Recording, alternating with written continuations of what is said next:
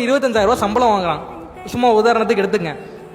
அந்த கம்பெனி வந்து திடீர்னு ஒரு 10,000 கட் பண்ணிட்டாங்க அப்படின்னா அந்த எம்ப்ளாயி உடஞ்சிருவான். ஏன்?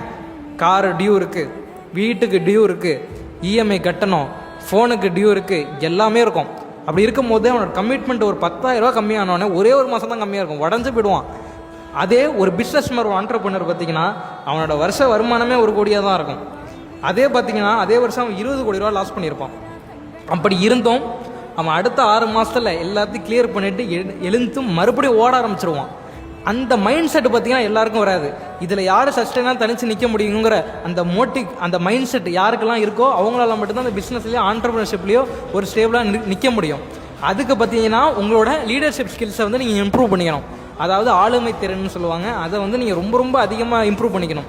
நீங்கள் இப்போ சொல்கிறத பார்த்தீங்கன்னா வந்து நிறையா பேர் கேட்குறதுக்கான அந்த மனநிலை இருக்கணும்.